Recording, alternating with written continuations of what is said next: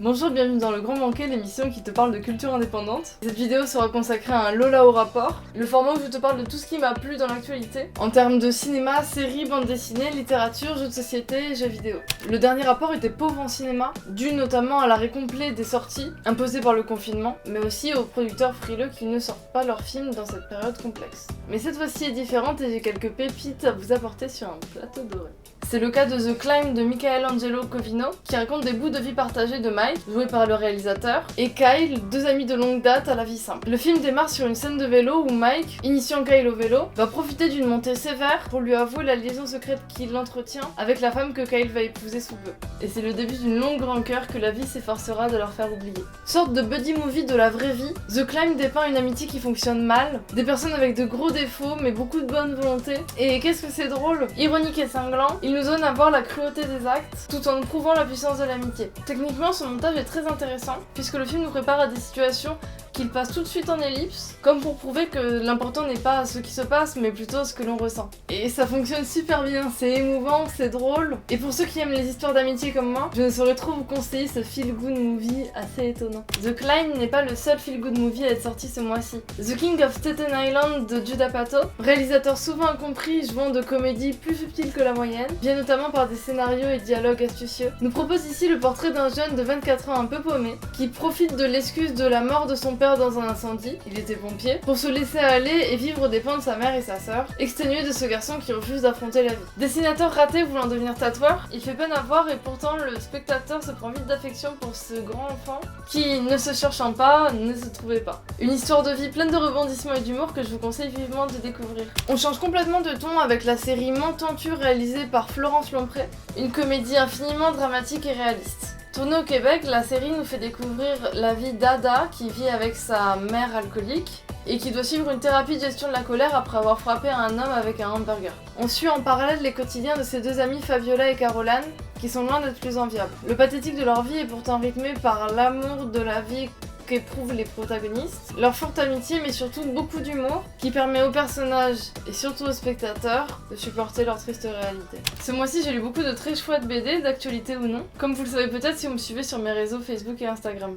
Mais en termes de nouveautés, j'ai deux très bonnes BD à vous conseiller. Tout d'abord, Peau d'homme de Hubert et Zanzim aux éditions Glénat, qui expose la situation de Bianca, une jeune femme de bonne famille née dans l'Italie de la Renaissance, qui doit sous peu rencontrer l'homme que sa famille a choisi pour l'épouser.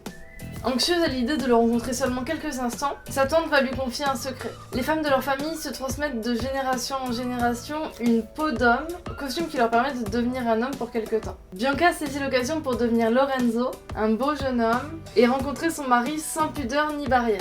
Mais leur rencontre ne se passera pas tout à fait comme elle l'avait prévu. En plus de dépeindre une belle leçon d'amour et de vie, les auteurs vont apporter au récit une réflexion féministe et juste de la condition de la femme, à travers la liberté que découvre Bianca sous la forme d'un homme, et par exemple des réflexions des personnages masculins entre eux. Tout en ouvrant le sujet à la recherche de soi, en tant que femme mais également en tant que personne, la composition est menée avec la vie et ses événements. Ils arrivent également à aborder les thématiques de l'art, du modèle, de la vision de l'artiste. Cette bande dessinée est un vrai petit bijou de lecture, autant en termes d'intérêt intellectuel que de divertissement, et je vous la conseille absolument. L'autre lecture qui m'a bouleversée ce mois-ci est la bande dessinée C'est comme ça que je disparais de Myriam Mal, autrice que j'ai découvert il y a quelques années avec son génialissime Commande de culotte, un recueil de réflexions autour de la condition féminine, inspirant et éclairé. Pour revenir à la bande dessinée qui nous intéresse, C'est comme ça que je disparais narre le quotidien de Clara, une jeune artiste en dépression. Myriam Mal parle avec subtilité de son rapport à son art, aux autres, aux réseaux sociaux et à la solitude malgré ou à cause de ces derniers. Loin d'être remplie de pathos, l'histoire traite de la dépression avec réalisme, subtilité et dépeint des problématiques que beaucoup de jeunes générations rencontrent en ce qui concerne le travail, l'amitié, la gestion de sa vie, de son futur et de ses possibilités. C'est la véracité des propos qui me paraît très pertinente dans cette BD. Myriam Mal dira comme toujours une superbe analyse de son environnement et si vous ne la connaissez pas, je vous conseille fortement de la découvrir. Comme d'habitude, j'essaye chaque semaine beaucoup de jeux de société et jeux vidéo. Et comme je suis une vraie casse-pied, j'ai beaucoup de mal à trouver chaussures à mon pied. J'ai trouvé le très mignon Loki trop simpliste, Trix trop répétitif, Mais il y a tout de même un jeu dont j'avais envie de vous dire un mot. C'est le jeu Ricochet de Cyril Blondel et au graphisme Mathieu Klaus, édité chez Flip Flap Édition, qui est un jeu de mots aux allures simples et sympathiques et qui est beaucoup plus complexe qu'il en a l'air. L'idée est simple, vous avez une grille de mots et vous devez éliminer tous ceux qui sont en trop. Et ceux qui restent vous permettront de résoudre une sorte d'énigme. Pour ce faire, vous disposez de 2 mots qui seront vos indices pour chercher 2 mots dans la grille. Une fois trouvés, ces 2 mots deviennent les 2 indices et par ricochet, vous en trouvez 2 suivants. Les nouveaux mots devant toujours avoir un rapport avec les précédents. Tout ça jusqu'à ce qu'il n'en reste plus que 2 ou 3 avec lesquels vous devez essayer de jouer pour essayer de comprendre ce qui se passe ou ce qui est dit dans l'histoire. Ça se joue en coopération, donc ça provoque la discussion. Et à chaque niveau, la difficulté augmente, avec toujours des nouvelles idées inventives et rigolotes. Un petit jeu somme toute malin, à la mécanique originale et plaisant. Et voilà, c'est la fin de cette vidéo, j'espère que ça vous a plu. Je n'ai pas eu le temps de terminer les romans que j'ai en cours et qui sortent pour la rentrée littéraire, donc je vous parlerai de mes préférés sur les réseaux et dans le prochain Lola au rapport. Sinon, comme d'habitude, si vous avez des conseils de séries, films, jeux, etc., n'hésitez pas à les donner en commentaire. Si vous avez des demandes, questions, etc., c'est aussi là que ça se passe. Sinon, comme d'habitude, je vous remercie d'être là, de partager, de commenter.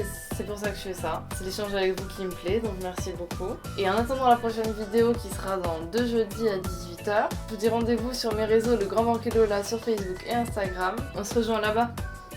Salut!